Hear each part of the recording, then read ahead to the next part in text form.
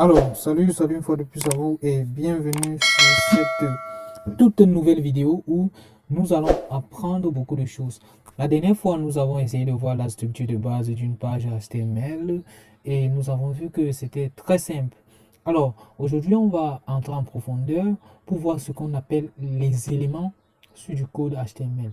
Après les éléments, nous allons vraiment parler des balises. Après les balises, nous parlerons des attributs. Alors, installez-vous et nous allons commencer. Alors, supposons que nous avons ce morceau de code. Nous avons par exemple ce morceau de code. Nous avons P. Et on a mon premier élément. On enregistre. Alors, on a mon premier élément. Tout ceci que vous voyez constitue ce qu'on appelle un élément en HTML. Donc, commençant par ceci, P, jusqu'à ce P, est ce qu'on appelle un élément. Alors, maintenant, sur un élément, on a le contenu de l'élément qui est notre texte et on a également ce qu'on appelle la balise. La balise, c'est quoi? La balise est une spécification du langage HTML qui permet d'entourer un contenu d'éléments pour pouvoir lui donner un comportement précis ou pour pouvoir le transformer en bloc sur notre page HTML. L'élément que nous avons ici contient une balise qu'on appelle la balise P. La balise P permet de dire à notre structure de la page HTML que il s'agit d'un paragraphe que nous sommes en train de créer. Donc, on a la balise P. Maintenant, comme nous savons ce qu'on appelle une balise, on va voir que les balises se différencient de deux façons. On a les balises paires qui sont constituées d'une balise ouvrante, comme vous voyez ici, et fermante, comme ici. Alors, ça, c'est la balise paire. Maintenant, on a les balises orphelines. On a par exemple ceci, BR. On fait encore, par exemple, BR. On a par exemple, bon, effaçons l'autre. On a par exemple ceci, BR, qui est une balise orpheline, c'est-à-dire elle n'est pas ouvrante et fermante, elle est constituée d'un seul côté uniquement, donc elle s'ouvre et ne se ferme pas, ou bien elle se ferme et ne s'ouvre pas, on peut dire ça, parce qu'on peut toujours écrire ça comme ça, hein. On peut toujours écrire ça comme ça et ça marche toujours. Donc on a les balises paires et les balises orphelines. Ce sont les spécifications du langage.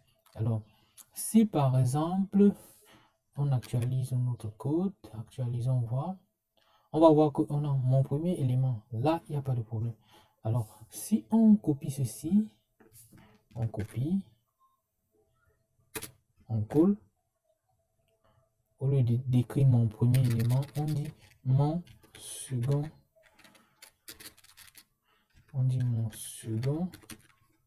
élément, on actualise. Alors, vous allez voir que après la balise P, nous sommes allés à la ligne et d'une façon vraiment grande, puisqu'il y a un grand écart entre mon premier élément et mon second élément. Si on efface la balise BR, on fait CTRL S, on va voir que à la fin, on part directement à la ligne pour présenter le second élément. Alors, une façon de vous montrer que à la fin d'une balise paire, surtout les balises paires de bloc, on va voir ça plus tard qu'il y a les balises de bloc. Après une balise de bloc, on part automatiquement à la ligne. Donc, même sans avoir mis cette balise BL qui permet de partir à la ligne, on part automatiquement à la ligne. Alors, on a vu qu'il y a les balises paires et les balises orphelines. Maintenant, à l'intérieur des balises, on peut donner certaines spécifications qu'on veut. Regardons un peu ce code. Si on a par exemple ici, A, à l'intérieur de A, on met mon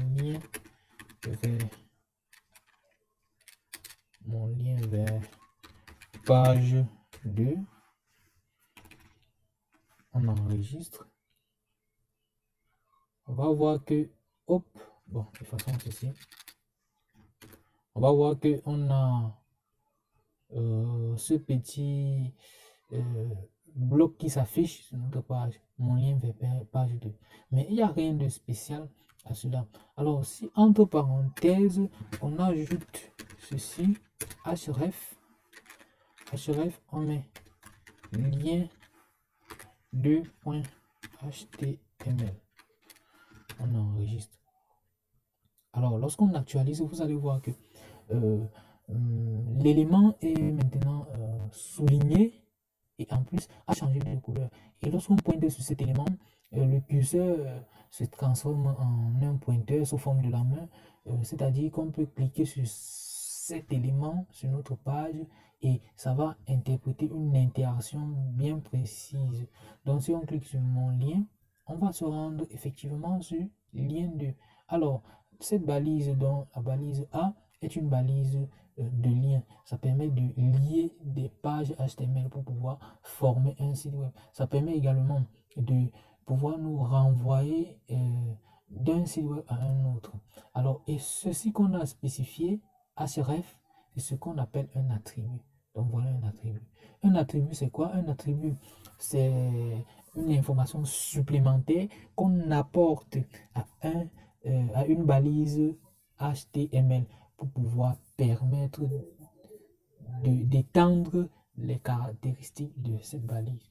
On pouvait toujours ajouter d'autres balises selon les fixations du langage. On pouvait également faire ceci, download, et entre parenthèses, on spécifie le nom d'un fichier ou bien d'un chemin d'accès à un fichier.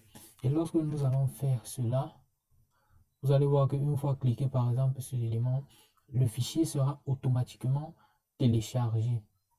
Alors, donc on a compris la balise, les balises ouvrant, balise fermant, balise orpheline.